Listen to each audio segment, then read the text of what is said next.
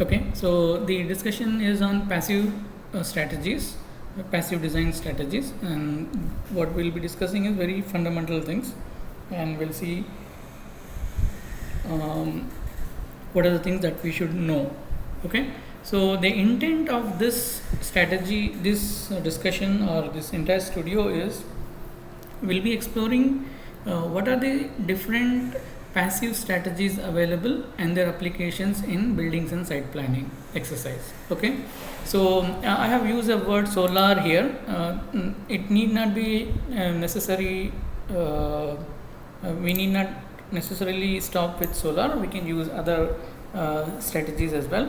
So including solar, we will also be discussing other passive design strategies as well. Okay, so it is not only solar, but we will be discussing other aspects as well.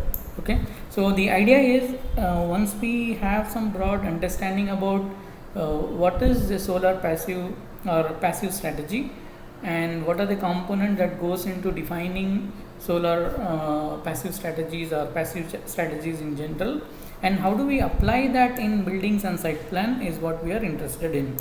All right, so what is what is a passive strategy and why should we go for it? So for example, let's say these are theoretical explanations.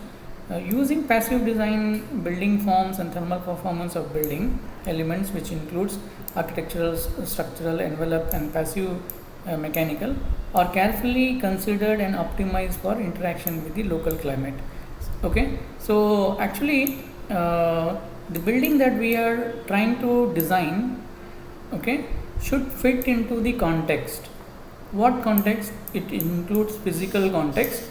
Okay, so we talk about whether it is confining to land use or not.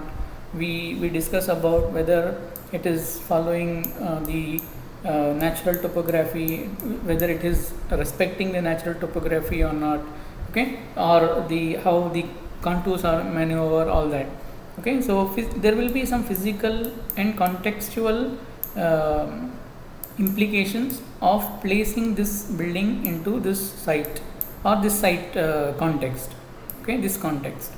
So and how this will respond to the microclimate is what we are interested in. Okay, so whether this building will get enough daylight or enough natural ventilation, okay, so that it can sustain on its own. Okay, so that is the one element that we that needs to be understood from passive strategy onwards. Okay, the ultimate vision of passive design is to fully eliminate requirements for active mechanical system. Okay, so this is very strong statement. We all know that there are two types of systems. One is passive system that we are discussing on. Another one is active system. Okay, so I don't think I have to ask you what is passive and what is active system. I don't want to embarrass you if you are not knowing it, but let me clarify. Okay, active systems are the systems where we depend on energy to run. For example, let us say we are running AC, or we are running a fan, in fact even fan. Okay, or we depend on some mechanical instruments to comfort ourselves. Okay, so here in the passive strategy, that is entirely dependent on natural environment. Okay, so entire thing is dependent on natural environment. And the intent of going with passive design or passive strategy is to eliminate the dependence or to minimize the dependence. Elimination is not entirely possible. Okay, so how do you minimize the dependent on mechanical ventilation or mechanical systems? Okay, that is the major and fundamental thing that we should remember when we discuss about passive strategy. What is the aim of the passive strategy? To reduce our dependence on natural the artificial means. Okay, so passive design or passive solar design strategy comprise important ways of reducing heating, cooling, lighting, energy consumptions in a building. Okay, so there are three components that is discussed. Okay, so reducing the heating or reducing the cooling dependency or reducing the lighting dependency on from the artificial means. Okay, so for example, let us say if this particular building is consuming if you do a pie chart, okay, of how much energy this building consumes, so it can be put it in different ways. Okay, it consumes energy for heating. 1 second. Yeah, so I was telling, let us assume that this building it consumes let's say some X kilowatt hour per meter square of energy is consumed by this particular building. Okay, of which some of it will go for lighting, some of it will go for cooling, and some of it will go for heating. Okay, so heating, in for example, let us say in our context, it is very minimal. In our context, in the sense, in warm and humid climate, especially, we use heating for maybe let's say geysers, water heaters, okay, for bathing. Otherwise hardly we use anything, or otherwise if we have induction. Okay, so if the kitchen is equipped only with induction, okay, then probably energy goes for that. Or maybe if you are using for pressing materials, okay, the iron box and so on and so forth, then some part of the energy goes for heating. Otherwise it is very minimal energy. Most part of the energy goes for cooling. Okay, so minimum of 8 to 10 hours of AC we run per day, right? So that is one, and almost again same to 8 to 10 or more than 12 or sometimes even more hours of lighting energy we use. Lighting energy and other energy during night time or even daytime we use. Okay, so and also there will be some miscellaneous energy. For example, we have refrigerators, we have washing machine, we have other devices that also consumes energy.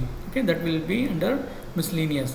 So we have heating, we have lighting, and we have cooling, and we have miscellaneous. Okay, miscellaneous, where you can put all your equipments.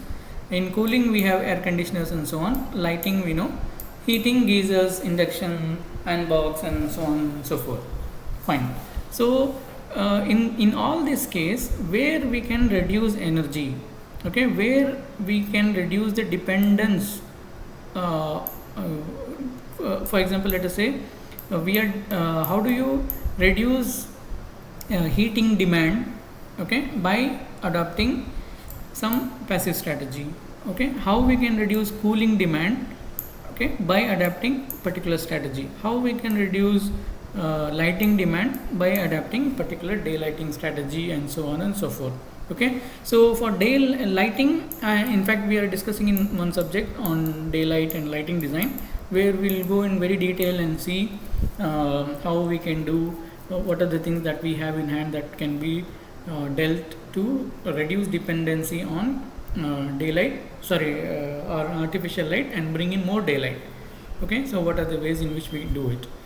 Heating, probably we may not be discussing that much, but we will definitely discuss on cooling. Okay, so how do you achieve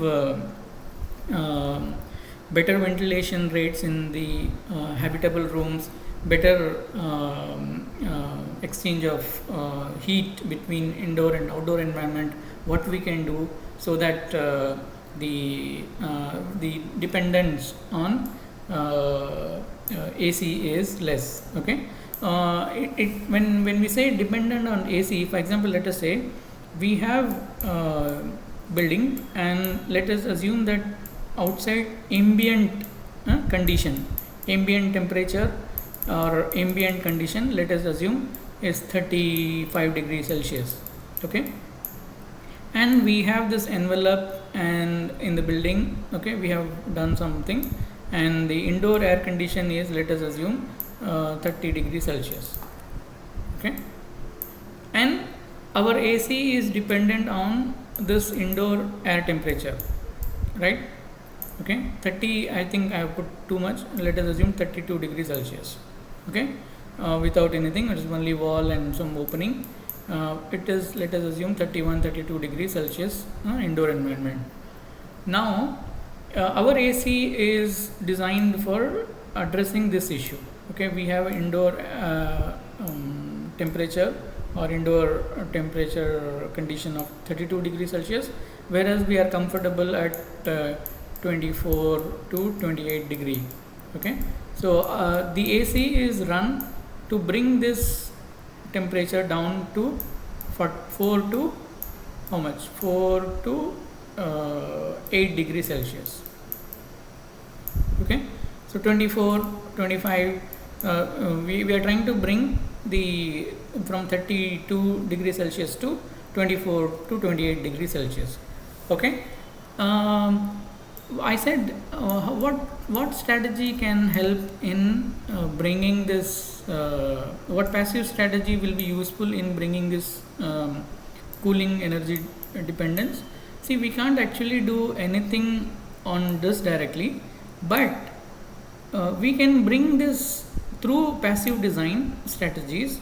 We can bring this indoor air condition, okay, indoor air temperature or indoor temperature from 32 to maybe 30, okay, without use of any 30 degrees Celsius, okay. From 32 to 30 we can work it out. We can make the indoor environment 30 by using passive strategies, okay. So that means our AC will work from 30 degree Celsius, okay. So already we have brought down the temperature from 32 to 30 by using appropriate passive strategies, shading elements, appropriate thermal mass, and so on and so forth, okay. So and now by doing so, the dependence, yes, please. Sir, is it always necessary that the comfortable temperature has to be between 24 to 28? No, not necessary. Because I have got an experience that whatever the outdoor temperature is, if the indoor temperature is something like 5 to 6 degrees lesser than that, it is already much better. Yes. And from 35 we can reduce to 30. Do we still have to reduce to 24? No. By use? That's what I'm saying. See, these are actually a range, okay. So this range will again depend on many things. Maybe I think there is one component of thermal. There is one component on thermal comfort in your reading material as well, okay. So that time we will also see this is not a standard one, okay. 24 or 28, okay. It will vary person to person. In fact, it will vary hugely person to person based on culture, based on for example, let us say we are in Vijayawada, okay, and I was living in Chennai. So the kind of adaptation I have for climate extreme temperature is higher than people who are from northeast or the one who are coming from let us assume cold regions, okay. So for me 30 degree is okay. I may not feel, okay. For example, I may feel okay, 30 degree is not big deal for me. I don't have to bring it further down. For some 30 degree will be extreme summer kind of thing, okay. That's what they experience, okay. So it depends on person to person, context to context that we are talking. I'm just simplifying it, okay. I'm just making you I'm making very abstract discussion to make you understand what are we trying to do, okay. So I hope I'm making it clear here. Am I answering your question? Yes. Yeah. So the intent is I'm just trying to explain you where are we if I adapt this passive strategy, where is the result that we will expect from where we will actually get result. Okay, the actual result will be not from what is it? It is a delicate thing. Okay, I told you, like for example, let's say if it is 32 and then we are bringing it to 30. Okay, so now the AC will depend on 30 and then work from there to down. Okay, otherwise it has to start working from 32 onwards. Okay, so these kind of passive strategies will help in addressing indirectly on the dependence on the mechanical means of ventilation or other aspects. Okay, so that's what is written here. I hope I have not scribbled too much. Although it is relatively simple to reduce the energy use up to some extent by applying individual strategies, very high levels of energy performance require application of optimal combination of several strategies. Okay, this is also again one of the very crucial thing that we should understand. When we say, okay, I am using a good thermal mass, it will solve the problem. It will not solve the problem. Okay, thermal mass, okay, is one strategy. It has to go with orientation. It has to go with appropriate openings, appropriate material choice, and so on. I think in last discussion we were saying, okay, I am bringing enough daylight. Okay, in daylight class we were discussing, yes, I am opening it up all and then I am bringing daylight. What about heat? Okay, we are forgetting heat, we are talking only about light. That's not the case. This is what is emphasized here. It should be a combination of strategies. Okay, I want light, at the same time I don't want heat. Okay, so what is the best combination that we can go for balancing it? Okay, so optimal combination of these strategies will help in optimal combination of several strategies is what we will be actually doing, and we should have fair understanding about it. And also kindly note that at any given point of time, this is not the solution. Okay, this is one of the possible solutions.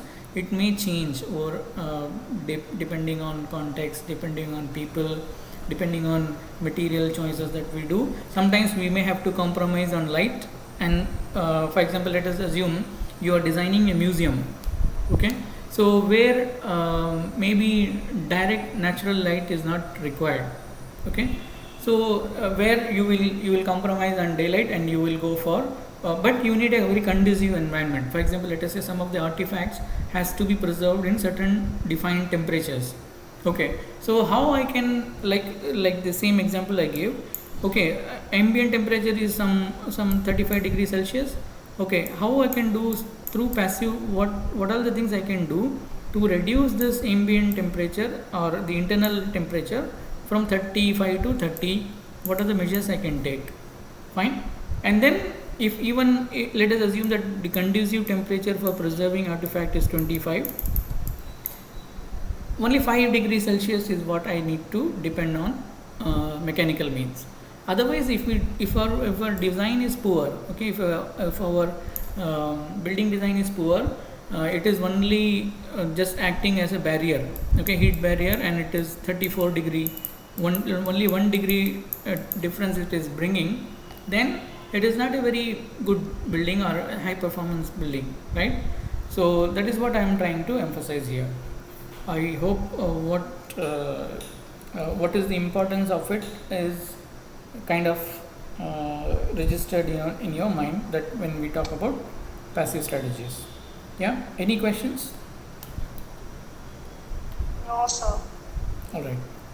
Okay, so solar passive strategies aim to reduce use of solar energy. In case of, for example, passive solar strategy means it aims to use the solar energy to help establish thermal comfort in the building without the use of electrical and mechanical means. Yeah, that's okay.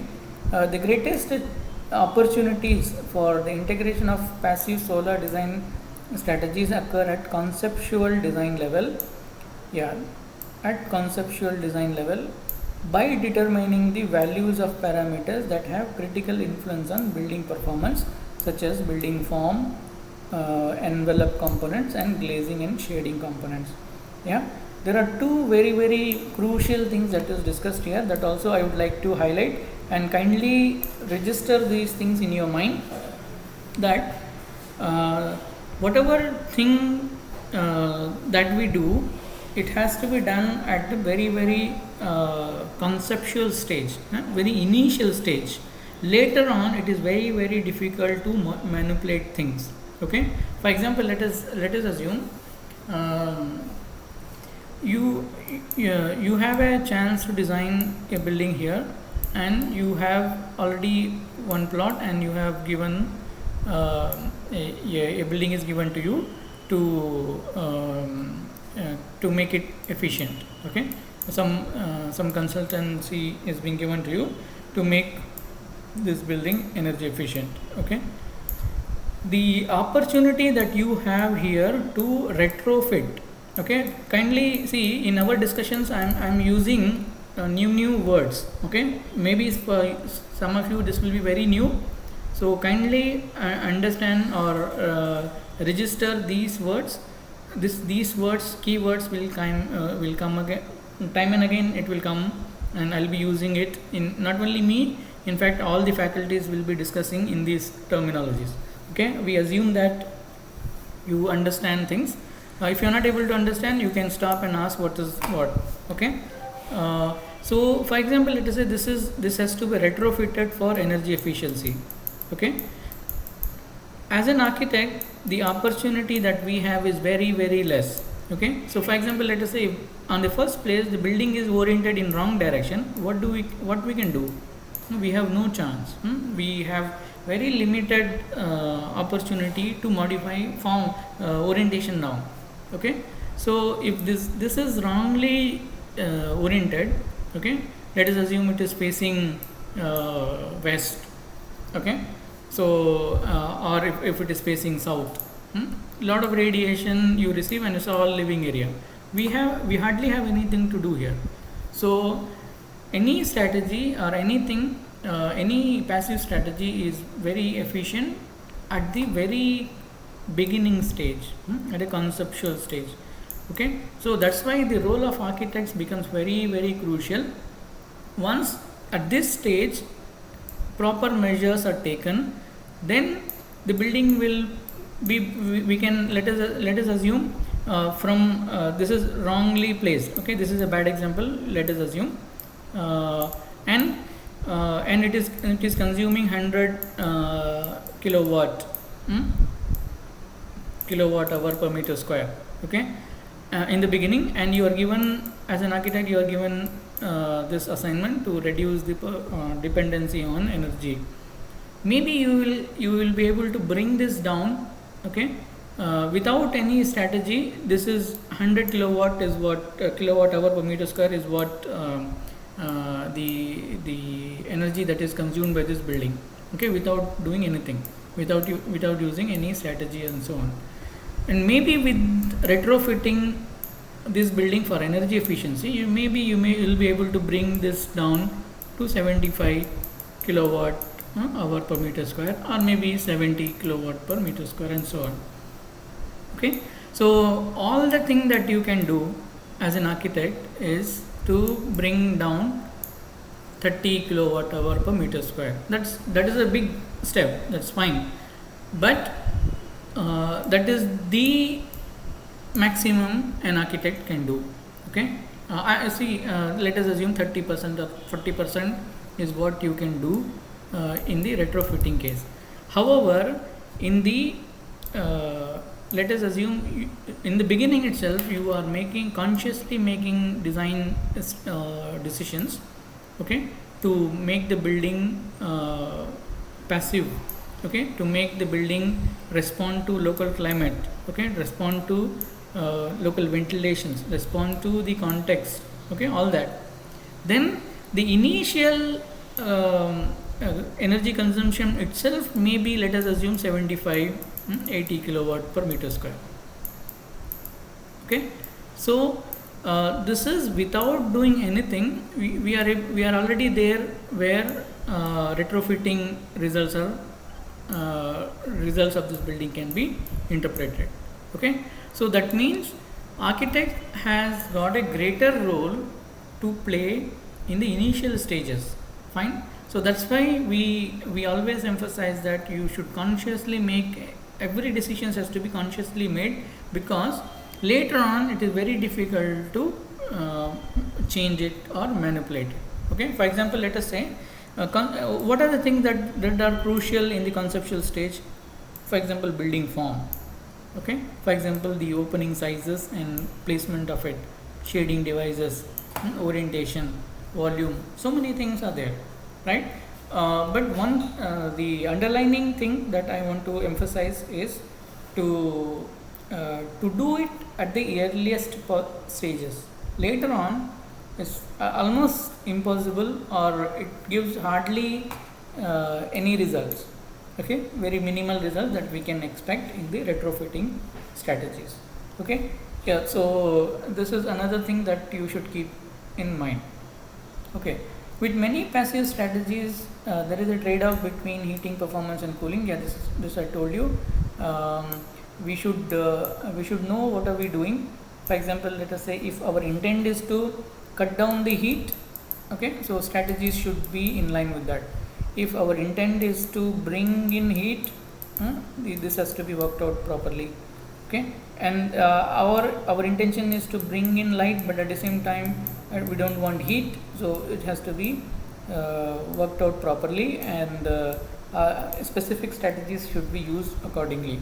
Okay, so the building type and the operation determines which strategies will have best overall impact on energy performance. Yeah. Building type and operation. Yeah, for example, let us say in residential, commercial, institutional, the kind of the pie chart that I told you, right? So maybe very different. Lighting, okay, lighting, cooling, heating, miscellaneous. Okay, so this pie chart will be different for residential. The same pie chart will be different for commercial. Okay, so maybe heating is almost zero, right? I don't think there will be any requirement, or maybe there will be a slight requirement. Lighting will be huge requirement, okay, whereas lighting will be very partial requirement. Again, cooling will be a huge requirement. Okay, here we said maybe 8 to 10 hours of cooling. Maybe here it will be more than that, 12 to 14 hours of cooling. So and again in the industrial sector, okay, this is for residential, this is for commercial, and let us for industry. Okay, so lighting, cooling and heating requirement here will be different. So based on the type of building, these strategies has to be appropriately chosen. Okay, so this is what is emphasized here. Okay, I think with this we will stop. I have some more things. Maybe I will discuss it later. I think you can have lunch and then we will have discussions on this.